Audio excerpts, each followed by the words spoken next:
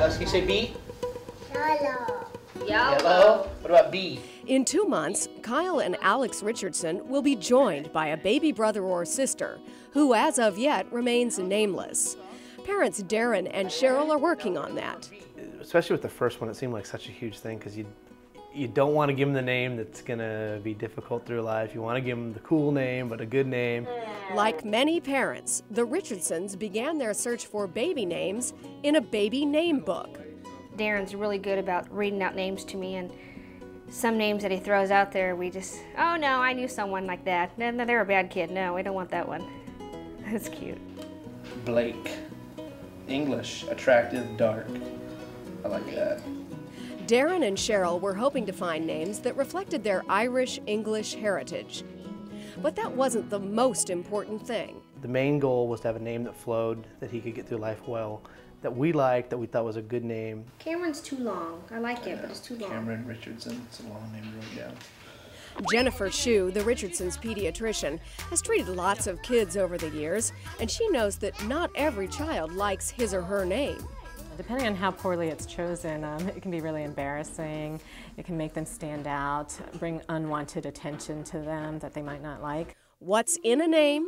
Potentially quite a lot, like family history, Adelaide, ethnicity, Chandra, religion, Elijah, celebrity, Elvis, beauty, Melody, individualism, Felissa, or popularity. Taylor. Is your child one in a million or one of a million? Popular names have an advantage. They're easier to spell, My name, Jonathan. more likely to be pronounced correctly. You don't have to clarify or answer questions about it like, how did you get that name? That's really different or unusual. The Social Security Administration keeps a running tally of the most popular baby names from year to year. Emily, for instance, has been the most popular girl's name for 6 years running. On one hand, this means the name is a safe bet. On the other hand, it means that your very special little Emily will likely be sharing her classroom with 3 or 4 other very special little Emilys. So, are unique names the way to go? It might not be as easy to spell, especially if your parents have chosen an unusual spelling for it. So if it's not as common, people will have a harder time writing it out or pronouncing it. Dr. Shue suggests you run the names on your short list through a couple of tests.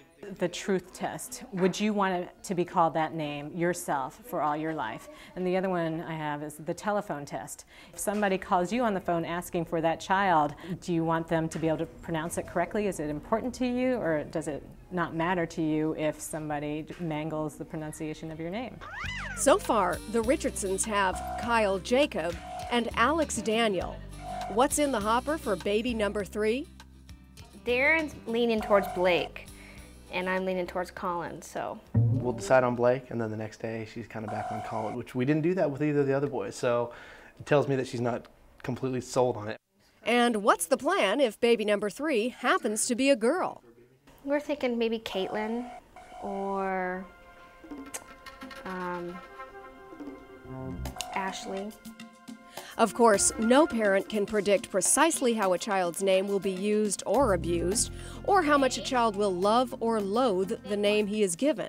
I like my name, Darren Wayne Richardson, but I've teased a little bit for Wayne for whatever reason. I don't know why. I don't know. Y-L. So the more important thing is to make sure your child has good self-esteem and self-confidence. So no matter what their name is, what their nickname is, what they get teased about, that they have enough self-confidence to feel proud of who they are.